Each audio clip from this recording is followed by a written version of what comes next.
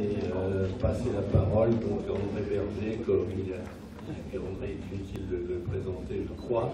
Tout le monde le connaît. C'est un grand spécialiste des climats du passé en particulier. Il a fait des études tout à fait convaincantes prouvant la validité des thèses de Milankovic. Et il va nous dire en quoi l'analyse des climats du passé nous permet de mieux comprendre ce qui se passe actuellement. André, à toi. Merci Michel.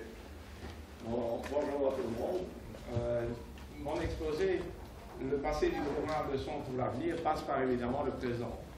Et donc j'en ai parlé aux organisateurs et je vais me permettre de rappeler ce que probablement vous considérez peut-être comme des évidences, mais qui vont servir dans l'appréciation qu'on peut faire. C'est indispensable? Oui.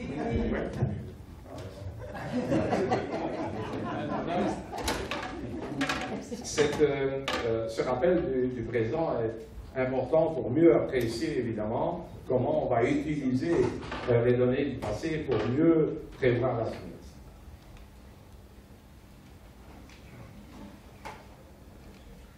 Hier, ceux qui ont assisté à l'exposé, évidemment, ont entendu parler du GIEC, et le 5e rapport du GIEC est extrêmement formel. Il nous dit que le réchauffement climatique est sans équivoque, que l'influence humaine sur le climat est claire, et que limiter le réchauffement requiert des réductions substantielles et persistantes des émissions de gaz à effet de serre.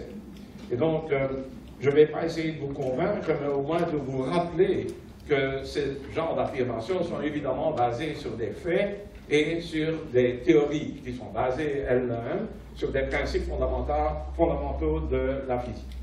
La première chose, évidemment, qu'on ne peut pas manquer, c'est de montrer cette fameuse courbe d'émission du CO2, parce que même les sceptiques osent à peine la contester. Et donc, nous sommes partis de 315 parties par million en volume en 1958, et nous avons officiellement dépassé les 400 parties par million en volume, déjà en 2013, mais évidemment en fortiori en 2014. Les oscillations sont les oscillations interannuelles, elles sont la manifestation simplement de la croissance des végétaux, parce que ces végétaux doivent évidemment absorber une partie du carbone pour grandir et grossir. Ce qui est beaucoup plus contesté, c'est cette fameuse courbe de température, et la voici reproduite entre 1880 et 2013. Si vous prenez le début du XXe siècle et 2013, vous avez grosso modo une augmentation de température de 1 degré Celsius. Évidemment, nous avons une variabilité interannuelle qui est relativement importante, et surtout, nous avons deux plateaux. Un que je pense, la communauté des climatologues comprend bien. Il s'agit de l'impact des sulfates et des poussières qui résulte d'une industrialisation anarchique à la sortie de la guerre 40-45. Il fallait rétablir l'économie et l'industrie, et donc l'environnement à ce moment-là n'avait absolument aucune espèce d'importance. Après que nous ayons perçu tout ce qu'on a appelé les pluies acides et consorts, on a éliminé de l'atmosphère les sulfates, essentiellement les composés soufrés du charbon, les charbons à haute teneur en soufre, et cette purification de l'atmosphère a résulté simplement dans la permission donnée à l'atmosphère de réagir au CO2 qui, lui, a continué à croître pendant toute cette phase de l'après-guerre 40-45. Le deuxième plateau qu'on appelle le hiatus, je reviendrai dessus dans une minute. Alors, j'espère que ça va marcher, mais c'est toujours la même chose avec le film. Si vous n'êtes pas convaincu par la courbe de température que je vous ai montrée, j'espère que cet ensemble de plus de 120 années d'observation régionale vous montrera que progressivement, effectivement, le climat est en train de se réchauffer. La moyenne est basée sur la moyenne de 1951-1980, Et vous apercevez qu'avec le temps, la carte devient de plus en plus rouge, et en particulier dans les hautes latitudes polaires de l'hémisphère nord, qui sont extrêmement sensibles à toute perturbation, particulièrement les perturbations humaines. Ça ne veut pas dire pour cela que c'est rouge partout, hein. Et donc, regardez un peu, cette zone autour de l'Antarctique extrêmement reste froide, alors qu'à l'heure actuelle, ça c'est 2012, la totalité de la Terre s'est réchauffée.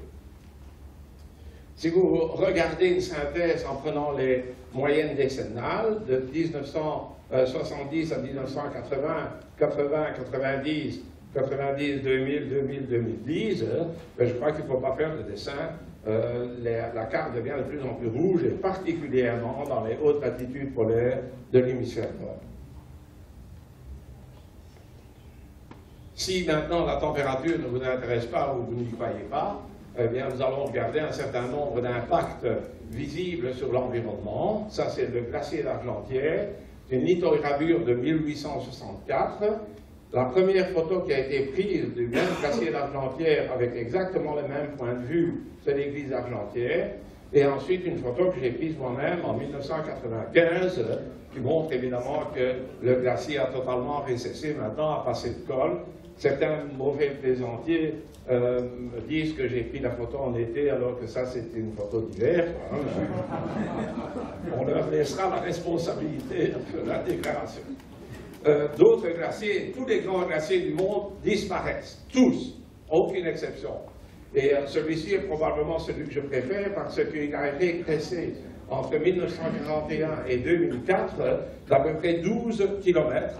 Son épaisseur a diminué d'à peu près 500 mètres, disons, pour faire un arrondi. C'est toujours extraordinairement difficile d'apprécier l'épaisseur d'un glacier parce que ça dépend de l'endroit où vous le mesurez. Le Tibet est dramatique. Je suis allé dans la région de Lhasa et j'ai visité plusieurs vallées glaciaires. En voici un exemple. Les glaciers ont disparu. Alors pourquoi est-ce dramatique? Parce que les glaciers du Tibet servent de réserve d'eau douce à 1,4 milliard d'habitants. Et l'avenir, on ne le connaît pas. Les calottes groenlandaises et antarctiques disparaissent également. Les chiffres, 215 milliards de tonnes de glace par an au Groenland, 150 à peu près milliards de tonnes de glace par an disparaissent.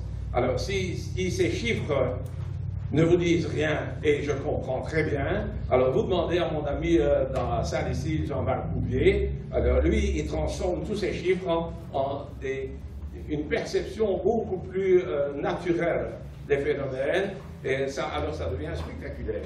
Évidemment, pour les gens qui manipulent les chiffres, nous commençons à avoir une idée, une sensation devant les milliards de tonnes.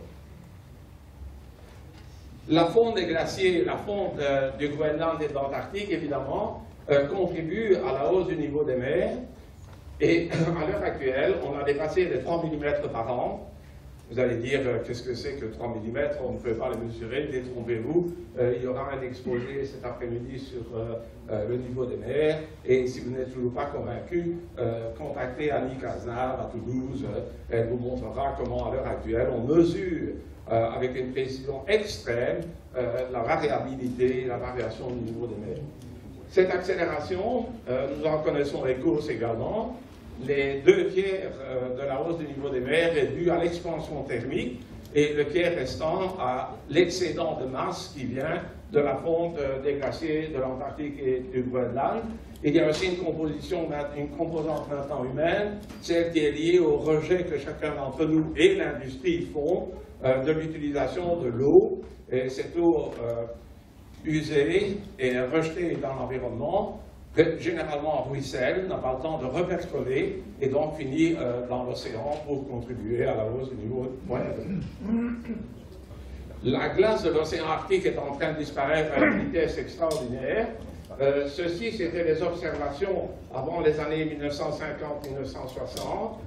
Au mois de septembre, à peu près 8 à 9 millions de kilomètres carrés de glace au-dessus de l'océan Arctique. Et on avait, à cette époque, dans les années 60-70, fait des extrapolations jusqu'à la fin du XXIe siècle. Et on s'est aperçu dès les années 1960-1970 qu'en fait, la disparition était beaucoup plus rapide que ce que nous avions prévu quelques années avant. Je reviendrai sur ce problème dans 5 minutes.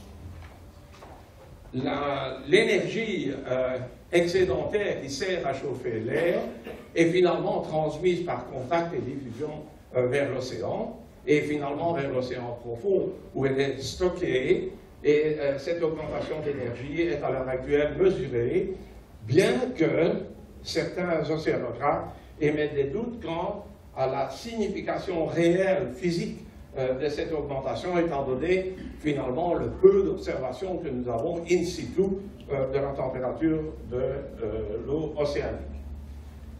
Le CO2 finit par faire des carbonates et donc change l'acidité de l'océan. Elle est en train d'augmenter maintenant à une vitesse dont on nous reparlera. Je crois qu'il y a un exposé complet sur cette acidification qui vous sera fait en fin de journée. Mais moi, il y a une chose qui m'intéresse beaucoup plus, on en a parlé hier, c'est l'impact du réchauffement global sur les dates de vendange, mais en particulier également sur le degré d'alcool des vins. Et donc, pour ne prendre qu'un paramètre qui est relativement facile à mesurer et à observer, la date des vendanges à Saint-Émilion, à l'heure actuelle, elle arrive à peu près une quinzaine de jours plus tôt en moyenne que ce qui se passait il y a à peu près 20 ou 25 ans. Mais aussi le degré d'alcool hier, la dame qui en